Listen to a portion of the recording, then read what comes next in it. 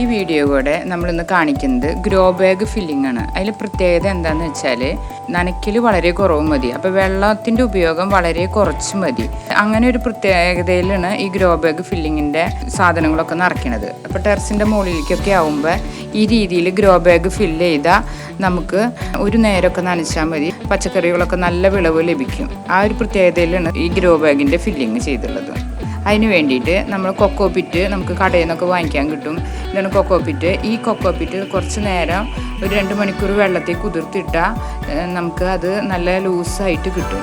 അത് എടുക്കണം. പിന്നെ എല്ലുപൊടി എടുക്കണം. പിന്നെ വേപ്പിൻ പിണ്ണാക്ക്, മണ്ണിന് നല്ല വേരുകളൊക്കെ ബലം കിട്ടാനായിട്ടുള്ളത്. പിന്നെ ഉണങ്ങിയ ചാണകപ്പൊടി. ആ ചാണകപ്പൊടി കൂടി ചെല്ലുമ്പോൾ ആദ്യമേ തന്നെ നമ്മൾ വളങ്ങൾ നിറച്ച് കഴിഞ്ഞാൽ ചെടി നല്ല ശക്തിയിലുണ്ടായിക്കോളും. പിന്നെ മണ്ണിൻ്റെ അമ്ലത്തൊക്കെ മാറാൻ വേണ്ടിയിട്ട് കുറച്ച് ചുണ്ണാമ്പ് പൊടി, ഒരു സ്പൂൺ ഇട്ടാൽ മതി. പിന്നെ മണ്ണ്, കല്ലും കട്ടയൊക്കെ മാറ്റിയ മണ്ണ്. ഈ മണ്ണിനൊരു പ്രത്യേകത ഉള്ളത് 2 ദിവസം നമ്മൾ വെയിലത്ത് നല്ലോണം പരത്തിയിടണം. അപ്പോൾ അതിൻ്റെ ഉള്ളിലത്തെ കീടങ്ങളുടെ മുട്ടകളോ അല്ലെങ്കിൽ ലാർവകളോ ഒക്കെ ഉണ്ടെങ്കിൽ നശിച്ചു പോകും. പിന്നെ വേണ്ടത് കുറച്ച് ഉണക്കലകളാണ്. ഉണക്കലകളാണ് ഞാൻ എടുത്തുള്ളത്. പച്ചിലയായാലും കുഴപ്പമില്ല, ഉണക്കല കൈ കൊണ്ട് തന്നെ പൊടിച്ചിട്ട് ചേർക്കണം. അപ്പോൾ ഇതൊക്കെ ചേർത്ത് കഴിഞ്ഞാൽ നന കുറവ് മതി. അതും ഗ്രോ ബാഗിൽ ഫില്ല് ചെയ്യണം. അത് കുറച്ചെടുക്കുക, നമ്മുടെ പറമ്പിലത്തെ ചവറ്. പിന്നെ മണ്ണെടുക്കുമ്പോൾ മേൽമണ്ണ് എടുക്കാൻ ശ്രദ്ധിക്കണം. അടിവശത്തേക്ക് കുഴിച്ച് പോകരുത്. മേൽമണ്ണിലാണ് വളം കൂടുതലുണ്ടാവുക. ഇലകളും തൂപ്പൊക്കെ ഇട്ടിട്ട് നല്ല വളക്കൂറായി ഉണ്ടാവും. ഉണക്കലും വേണം. പിന്നെ ഇതിൽ പ്രത്യേകിച്ച് ചേർക്കണത് നന കുറയ്ക്കാൻ വേണ്ടിയിട്ട് പ്രത്യേകമായിട്ട് ചേർക്കുന്നത് ചകിരിപ്പൂഞ്ഞാണ്. ചകിരിപ്പൂഞ്ഞ് നമ്മൾ തേങ്ങ പൊളിച്ചിട്ട് അതിൻ്റെ ഉള്ളിൽ നിന്ന് കിട്ടുന്നത്. അത് നമ്മൾ കൈ കൊണ്ട് തന്നെ ഒന്ന് വിടർത്തിയിടുക, അല്ലെങ്കിൽ കുഞ്ഞൊരു ചിറ്റിക്ക് ഇട്ടിട്ടൊന്ന് ചതച്ചെടുക്കുക. അപ്പോൾ അതൊന്ന് ഒതുങ്ങിയോളും. അപ്പോൾ അതും കൂടി ചേർക്കണം. പിന്നെ ഞാൻ കുറച്ച് വിത്തുകൾ എടുത്തിട്ടുണ്ട്. വെണ്ടക്കായ, കോളിഫ്ലവർ, കയ്പക്കായ, പടവലം, അങ്ങനത്തെ തക്കാളി, അതിൻ്റെയൊക്കെ വിത്തുകൾ എടുത്തിട്ടുണ്ട്. അതെങ്ങനെയാണ് കുഴിച്ചിടേണ്ടതെന്നും കൂടി ഈ വീഡിയോ കൂടെ കാണിക്കുന്നുണ്ട്. ഇനി ഈ വിത്തുകൾ നമ്മൾ 12 മണിക്കൂറെങ്കിലും വെള്ളത്തിൽ കുതിർത്തിടണം. അപ്പം ഞാൻ ചെയ്തുള്ളത് വിത്തുകൾ സൂഡോമോണസിൽ കുതിർത്തിട്ടു. പിന്നെ ഈ മണ്ണ് വെയിലത്ത് 3 ദിവസമെങ്കിലും നല്ലോണം പരത്തിയിടണം. പിന്നെ 1 ടീസ്പൂൺ ചുണ്ണാമ്പ് പൊടി, അതിൻ്റെ മണ്ണിൻ്റെ അമ്ലത്വം കുറയ്ക്കാൻ വേണ്ടിയിട്ടാണ്. അത് ചെയ്ത് കഴിഞ്ഞാൽ ചെടികൾക്ക് വലിയ രോഗങ്ങളൊന്നും വരില്ല. അല്ലെങ്കിൽ ചെടി ഇങ്ങനെ വാടിപ്പോവും അമ്ലഗുണം കൂടുമ്പോൾ. അപ്പോൾ ഇതിങ്ങനെ ഇളക്കി നല്ലോണം യോജിപ്പിച്ച് വെക്കണം. പിന്നെ കുറച്ച് ചാണകപ്പൊടി, ഉണങ്ങിയ ചാണകപ്പൊടിയും കൂടി ചേർക്കുക. അതും കൂടി ഒന്ന് മിക്സ് ചെയ്യുക. ചാണകപ്പൊടി നമ്മളൊരു അത്യാവശ്യം 2 കൈപ്പിടിയെങ്കിലും എടുക്കണം. അതും കൂടി കൂട്ടി ഇളക്കി യോജിപ്പിക്കുക. എന്നിട്ട് വേപ്പിൻ പിണ്ണാക്ക്, അത് നമ്മുടെ ചെടികളുടെ വേര് ചീയൽ അങ്ങനത്തെ രോഗങ്ങളൊക്കെ വരാണ്ടിരിക്കാൻ വേണ്ടിയിട്ടാണ്. അതും കൂടി ചേർക്കണം. അത് അത്യാവശ്യം ഒരു കൈപ്പിടിയോളം കൂടി ചേർത്ത് അതിങ്ങനെ ഇളക്കുക. അപ്പോൾ ചെടികളുടെ വേര് ചീയൽ, വേരിന് വരുന്ന കോട്ടങ്ങളൊക്കെ കൺട്രോളാവും. അല്ലെങ്കിൽ ചില സമയത്ത് വെള്ളം ഒഴിച്ചാലും ചെടി ഇങ്ങനെ ഉണങ്ങിപ്പോണ കാണാം, തക്കാളിയും വഴുതനയൊക്കെ. പിന്നെ ചെടിക്ക് ശക്തി കിട്ടാൻ വേണ്ടിയിട്ട് എല്ലുപൊടി, നല്ല വളമുള്ളതാണ്. അതിലിപ്പോൾ നൈട്രജൻ, പൊട്ടാസ്യം ഒക്കെ ഉണ്ടാവും. അപ്പോൾ എല്ലുപൊടിയും കൂടി കുറച്ച് ചേർക്കാം. അതും കൂടി ചേർത്തിട്ട് ഇളക്കി വയ്ക്കുക. നമ്മൾ വിത്ത് പാവി വരുമ്പോൾ തന്നെ നല്ല കരുത്തിൽ ചെടി ഉണ്ടായിക്കോളും. പിന്നെ ചകിരിച്ചോറ് ഞാൻ നേരത്തെ പറഞ്ഞില്ലേ, ഇങ്ങനെ ഒരു ബോക്സ് നനച്ചിട്ടിട്ട് 2 മണിക്കൂർ ഇട്ട് കഴിഞ്ഞ് ചകിരിച്ചോറാവുന്നു. ഇതിപ്പോൾ ഞാൻ ലൂസായുള്ളത് വേറെ പാക്കറ്റ് ഉണ്ടായിരുന്നു, അതിന് എടുക്കണേ. അത് ചേർക്കാം. അതും കൂടി ചേർത്ത് ഇളക്കി യോജിപ്പിക്കും. നല്ലോണം എല്ലാ ഭാഗത്തും ഇളക്കി വെച്ച് അത് 2 ദിവസം ഇങ്ങനെ ഇരിക്കണം. പിന്നെ കുറച്ച് വെള്ളം തെളിച്ച് കൊടുക്കുക. കൂട്ടുപൊടിയുടെ ഒരു നനവ്, എന്നാൽ അതൊന്ന് സെറ്റ് ആവുള്ളൂ. എന്നിട്ട് വേണം കുറച്ച് വെള്ളം ചേർത്തിട്ട് പുട്ടുപൊടി പോലെ നനച്ചെടുക്കണം. എന്നിട്ട് ഇങ്ങനെ പരത്തിയിടണം. വേപ്പിൻ പിണ്ണാക്കിൻ്റെയും എല്ലുപൊടിയുടെയും ഒക്കെ വളങ്ങൾ അത് മണ്ണിലേക്ക് ചേർന്ന് വരുള്ളൂ. എന്നിട്ട് 2 ദിവസം ഒന്നും കൂടി അതൊന്ന് ഇങ്ങനെ വെയിലത്ത് വെച്ചിട്ട് വേണം അത് നമ്മുടെ ഗ്രോ ബാഗിലേക്ക് നിറയ്ക്കാനായിട്ട്. അപ്പോൾ പെട്ടെന്ന് തന്നെ ചെടികൾക്ക് അതിൻ്റെ ഗുണങ്ങൾ കിട്ടും. ചേർത്ത് ഇങ്ങനെ ഇളക്കി വെക്കണം. 2 ദിവസമെങ്കിലും ഇതുപോലെ റെസ്റ്റ് ചെയ്യാൻ വെക്കണം. എന്നിട്ട് വേണം നമ്മൾ ഗ്രോ ബാഗിലേക്ക് ഫില്ല് ചെയ്യാനായിട്ട്. അപ്പോൾ ഇതൊക്കെ നല്ല സെറ്റ് ആയിക്കോളും, വളങ്ങളൊക്കെ ചേർത്തത്. എന്നിട്ട് വെള്ളം ഇടയ്ക്ക് ഒന്ന് തെളിച്ചു കൊടുക്കും വേണം.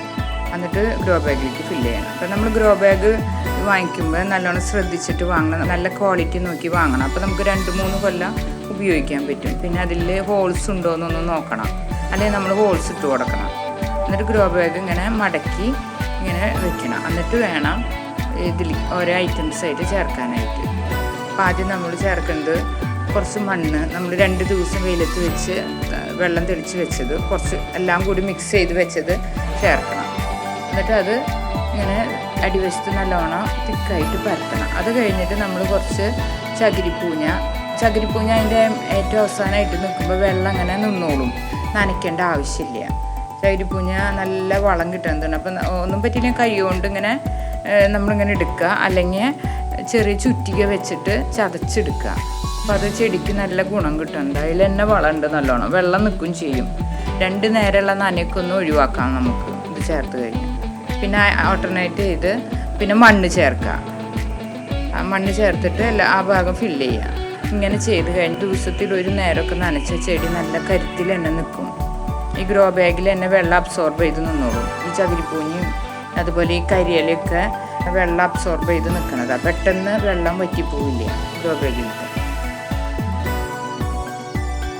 അപ്പോൾ ഇത് ഇങ്ങനെ കരിയില കൈ കൊണ്ടൊന്ന് പൊടിച്ചിട്ടാൽ അത് നല്ലത് തന്നെയാണ്. എന്നിട്ട് അതിൻ്റെ മുകളിലും മണ്ണ് ചേർക്കുക. എന്നിട്ട് അങ്ങനെ നമ്മുടെ ഗ്രോ ബാഗ് ഫില്ല് ചെയ്യാം. ടെറസിൻ്റെ മുകളിലൊക്കെ ഇതേ രീതിയിൽ വെച്ച് കഴിഞ്ഞാൽ വളരെ നല്ലതാണ്. ടെറസിൽ വെള്ളം കിനിഞ്ഞ് അങ്ങനത്തെ ഒരു കംപ്ലൈൻറ്റ് വരെ ഒന്നും ചെയ്യില്ല. അപ്പോൾ ടെറസിൽ വയ്ക്കുമ്പോൾ നമ്മളൊരു ചെറിയ കല്ലും കൂടി വെച്ചിട്ട് അതിൻ്റെ മുകളിൽ വയ്ക്കാൻ ശ്രദ്ധിക്കുക. അപ്പോൾ ഇതിങ്ങനെ എല്ലാം കൂടി വെച്ച് 2 ദിവസം അങ്ങനെ ഗ്രോ ബാഗ് റെസ്റ്റ് ചെയ്യാൻ വെക്കണം. 2 ദിവസം നമ്മൾ വെറുതെ ഇങ്ങനെ ഒന്ന് വെള്ളം നനച്ച് കൊടുക്കണം. അപ്പോഴതിൻ്റെ മണ്ണും കരിയിലയും ചകിരിപ്പൂഞ്ഞൊക്കെ ആയിട്ടൊന്ന് സെറ്റ് ചെയ്യുക. 2 ദിവസം കഴിഞ്ഞിട്ട് വേണം നമ്മൾ വിത്തുകൾ പാവാനായിട്ട്. ടെറസിൻ്റെ മുകളിൽ വെക്കുമ്പോൾ ഇതുപോലെ ഒരു കല്ല്, ഒരു ഇഷ്ടി കഷ്ണം വെച്ചിട്ട് വെച്ചാൽ നല്ലത്. അപ്പം അങ്ങനെ ഇരുന്ന് തറയില്ല. വെച്ചിട്ട് നമുക്ക് ചെടികൾ വിത്ത് പാവാം. അതുപോലെ 2 ദിവസം നനച്ചിടാം. അപ്പോഴാണ് അതിൻ്റെ മണ്ണും ചകിരിപ്പൂഞ്ഞ് കരിയിലൊക്കെ ഒന്ന് സെറ്റായിട്ട് വരുള്ളൂ. അതിന് ശേഷം നമുക്ക് വലിയ കല്ലും കട്ടയൊക്കെ ഉണ്ടെങ്കിൽ ഒന്ന് മാറ്റിക്കളയണം. അതിന് ശേഷം നമുക്ക് വിത്ത് സൂഡോമോണസിൽ 5-6 മണിക്കൂറെങ്കിലും ഇങ്ങനെ കുതിർത്തിടണം. ആ വിത്ത് പാവാം. എല്ലാ ദിവസവും നനയ്ക്കണം. നമ്മൾ ചെടി കുഴിച്ചിട്ടില്ലെങ്കിലും 2-3 ദിവസം നനയ്ക്കണം. ഇത് പാവയ്ക്കയുടെ വിത്താണ്. ഇത് വെള്ളത്തിൽ കുതിർത്തിട്ടാലും മതി, അല്ലെങ്കിൽ സൂഡോമോണസിൽ കുതിർത്തിടുന്ന നല്ലത്. അത് കലക്കി അതിൽ കുതിർത്തിട്ട് ഒരു 6 മണിക്കൂറെങ്കിലും കുതിർത്തിട്ടിട്ട് വേണം വിത്ത് പാവാനായിട്ട്. നല്ല കരുത്തുള്ള വിത്ത് നോക്കിയിട്ട് വേണം വാങ്ങിക്കാനായിട്ട്. എല്ലാ വിത്തുകളും അങ്ങനെ വേണം പാവാനായിട്ട്. അപ്പം അത് നല്ല ശക്തിയുള്ള തൈയായിട്ട് മുളച്ച് വരും പാവക്കാര വിത്ത്. അതാണ് നല്ലത്. വെള്ളത്തിനേക്കാളും നല്ലത് സൂഡോമോണസിൽ ഇടേണ്ടത്. 3-4 എണ്ണം വെച്ച് പാവ. എന്നിട്ട് ശക്തിയുള്ള തൈ നോക്കിയിട്ട് നമുക്ക് സെലക്ട് ചെയ്യാം. മറ്റേത് മാറ്റി കളയാം. നല്ല ശക്തിയുള്ളത് മാത്രം വെച്ച് പിടിപ്പിക്കണം. വിത്തിൻ്റെ ഇനം പോലെ ഇരിക്കും തൈയിൻ്റെ ഗുണം. അപ്പം നമ്മളിങ്ങനെ വെച്ച് കഴിഞ്ഞാൽ ആദ്യത്തെ ദിവസമൊക്കെ തൈ വിത്ത് പാവി കഴിഞ്ഞാൽ 1 നേരമൊക്കെ നനച്ചാൽ മതി. തൈ വരണതിനനുസരിച്ചാണ് പിന്നെ നനയ്ക്കേണ്ടത്. വിത്താവുമ്പോൾ അധികം നനയ്ക്കരുത്. ചെറുതായിട്ടൊരു നനയ പാടുള്ളൂ. അപ്പോഴാണ് അതിൻ്റെ വിത്ത് നല്ല ശക്തിയിൽ വരുള്ളൂ. ഇപ്പോൾ കയറ് വിത്തൊക്കെ ഇട്ടു. ഇനി നമ്മൾ ഇത് ഇങ്ങനെ മടക്കി വെക്കാൻ ശ്രദ്ധിക്കണം. എന്നാൽ ആ ചെടിയിൽ വെള്ളം ഒഴിക്കുമ്പോൾ അല്ലെങ്കിൽ ഇതിങ്ങനെ ഇങ്ങോട്ട് ഒടിഞ്ഞോ പോയിട്ട് ഈ ഭാഗത്തേക്ക് വെള്ളമൊന്നും കിട്ടില്ല. ഇങ്ങനെ ഒഴിച്ച് വെച്ചിട്ട് വേണം നമ്മൾ വെള്ളം ഒഴിക്കാനായിട്ട്. പിന്നെ ചെടി വളരുന്നതിനനുസരിച്ച് നമുക്ക് എക്സ്ട്രാ വളങ്ങൾ ചേർക്കാം. ഇത് നമ്മൾ മട്ടുപ്പാവയ്ക്ക് വേണ്ടി വെക്കാൻ പറ്റിയ സ്പെഷ്യലായിട്ട് തയ്യാറാക്കിയതാണ്. ഇനിയിപ്പോൾ നമ്മൾ ഇത് വളരുന്നതിനനുസരിച്ച് വളമിട്ട് കൊടുക്കുക, അതുപോലെ മരുന്നടിക്കുക, അങ്ങനത്തെ കാര്യങ്ങളൊക്കെ ചെയ്യാം. ഇത് നമുക്ക് കൃഷിഭവനിൽ നിന്ന് കിട്ടിയ ഗ്രോ ബാഗുകളാണ്. അതിലവർ ഫില്ല് ചെയ്തിട്ട് തന്നിട്ടുണ്ട്. 500 രൂപയാണ്. 4 മാസം മുന്നേ ബുക്ക് ചെയ്തു. ഇങ്ങനെ ഫില്ല് ചെയ്ത് വിത്ത് ചെടിയായിട്ട് കൊണ്ടുവന്ന് തന്നു. അപ്പോൾ നമുക്ക് എവിടെയാണ് വെക്കേണ്ടതെന്ന് വെച്ചാൽ സ്ഥലത്ത് അവർ ഇറക്കി തരും ചെയ്യും. ആ മണ്ണ് നല്ല വളമുള്ള മണ്ണാണ്. അവർ നിറച്ചുള്ളത് മണ്ണിര കമ്പോസ്റ്റ്, നല്ല കൊക്കോ പിറ്റും ഒക്കെ കൂടിയിട്ടുള്ള മണ്ണാണ് ഇതിൽ. അപ്പോൾ ഇതിൽ നല്ല വളമുണ്ട്. ഇപ്പം നമ്മൾ വേറെ വളമൊന്നും ചേർക്കേണ്ട ആവശ്യമില്ല. അതപ്പോൾ അവർ കൊണ്ടുവന്ന് കഴിഞ്ഞിട്ട് 2 ദിവസം നല്ലോണം വെള്ളം നനച്ചിട്ടു. 2 ദിവസം കഴിഞ്ഞിട്ട് നമുക്ക് ചെടികൾ കുഴിച്ചിടാമെന്ന് അവർ പറഞ്ഞത്. അപ്പോൾ നല്ല വളമൊക്കെ സെറ്റായി. നല്ല ചെടിക്ക് വേറെ വളം ചേർക്കേണ്ട ആവശ്യമൊന്നുമില്ല. നല്ല ഉഷാറായിട്ട് ഉണ്ടാവും. 25 ഗ്രോ ബാഗ് വളമൊക്കെയുള്ള മണ്ണിട്ടിട്ട് ആണ് തന്നുള്ളത്. അതിപ്പോൾ നമുക്ക് ഓരോ വീട്ടിന് ഓരോ സെറ്റ് ആയിട്ടാണ് തന്നുള്ളത്. ഒരു സെറ്റ് 25 എണ്ണം. പിന്നെ ചെടികളായിട്ടാണ് അവരതോടുകൂടി തന്ന കുറ്റിപ്പയറാണത്. കുറ്റിപ്പയർ ഒരു നല്ല ശക്തിയുണ്ട്. ഒരു ചെടി പാടിപ്പോയി, എന്നാലും നല്ല ശക്തിയുണ്ട്. അപ്പോൾ 2 ഇലയായിട്ട് തന്നത്. ഇനി ഒരു 4 ഇലയായിട്ട് വേണം കുഴിച്ചിടാനായിട്ട് എന്ന് പറഞ്ഞു. പുതിയൊരു ഇല വന്നിട്ട് ഇനി നമുക്കത് കുഴിച്ചിടാം. പിന്നെ തന്നുള്ളത് പച്ചമുളകിന് അത്ര അങ്ങോട്ട് ശക്തി തോന്നണില്ല. ചിലപ്പോൾ അതിൽ വെച്ച് കഴിഞ്ഞാൽ നല്ല ശക്തിയിലുണ്ടാവും. പിന്നെ വെണ്ടത്തൈയോളാണ് തന്നുള്ളത്. വെണ്ടത്തൈന് നല്ല ആരോഗ്യം കാണാണ്ട്. പിന്നെ തക്കാളിയുടെ തൈകൾ നല്ല ശക്തിയിൽ നിൽക്കുന്നുണ്ട്. പിന്നെ ഉള്ളത് കോളിഫ്ലവർ ഈ ഒക്ടോബർ നവംബർ മാസത്തിൽ വേണം കുഴിച്ചിടാനായിട്ട്. അപ്പം മഞ്ഞുകാലത്ത് കോളിഫ്ലവർ നല്ലോണം ഉണ്ടാവും. അങ്ങനെ 5 ഐറ്റം ചെടിയാണ് നമുക്ക് തന്നുള്ളത്. അതിനുണ്ടാവാനുള്ള വളമൊക്കെ ഈ ഗ്രോ ബാഗിലുണ്ട്. നമ്മൾ വേറെ ചേർക്കേണ്ട ആവശ്യമൊന്നുമില്ല. അവർ പ്രത്യേകിച്ച് പറഞ്ഞിട്ടുണ്ട്. പിന്നെ ഒരു പാക്കറ്റ് ജൈവവളം കൂടി തന്നിട്ടുണ്ട്. അപ്പോൾ ഇതൊക്കെയാണ് നമുക്ക് ഗവൺമെൻറ്റിൽ നിന്ന് കിട്ടിയത്. അത് നല്ല മണ്ണൊക്കെ നല്ലതായ കാരണം നമുക്ക് നല്ല ലാഭമാണ്. എല്ലാവരും ഇതിന് വേണ്ടി അപ്ലൈ ചെയ്യണം. അപ്പോൾ നമുക്ക് ഇങ്ങനെ ഒരു സെറ്റായിട്ട് കിട്ടും. ഒരു വീടിന് ഒരു സെറ്റ് എന്നുള്ള നിലയ്ക്ക് കിട്ടും. അപ്പോൾ ഞങ്ങൾക്ക് ഈ കോളനിയിൽ അസോസിയേഷനിൽ എല്ലാവരും ഒരേ സെറ്റായിട്ട് എടുത്തിട്ടുണ്ട്. ഇനി നമുക്ക് ഇത് കുറ്റിപ്പയറിന് കുഴിച്ചിടാം. ഇത് നമുക്ക് കൃഷിഭവനിൽ നിന്ന് കിട്ടിയതാണ്. അപ്പോൾ നമുക്കിത് തരുമ്പോൾ ചെറിയൊരു ഇല ഉണ്ടായിരുന്നുള്ളൂ. ഇപ്പോൾ 2 ഇല വന്നിട്ടുണ്ട്. പിന്നെ പുതിയ ഇലയും വന്നു. ഇനി ഈ ഒരു ഏജിൽ നമുക്ക് കുഴിച്ചിടാം. അപ്പോൾ നമ്മൾ ഈ ഗ്രോ ബാഗൊക്കെ ഇങ്ങനെ ഒന്ന് മടക്കി, അതിന് ഓൾറെഡി ഇതിൽ വളമുണ്ട്. അപ്പോൾ നമ്മൾ വെറുതെ ഒന്നിങ്ങനെ ഇളക്കി 2 ദിവസം നമ്മളിങ്ങനെ നനച്ചിട്ട് വെച്ചതാണ്. നനയൊക്കെ നല്ല കറക്റ്റായിട്ടുണ്ട്. ഇനി ഇതിലേക്ക് നമുക്ക് 2 പയർ വീതം കുഴിച്ചിടാം. കണ്ട ഇതുപോലെ ഇത് പയറിൻ്റെ തൈയൊക്കെ നല്ല ആരോഗ്യമുള്ളതാണ് അല്ലേ. ഇങ്ങനെ എടുത്ത് ഇങ്ങനെ കുഴിച്ചിടാം. ഇതിങ്ങനെ എടുത്തൊന്ന് അമർത്താം.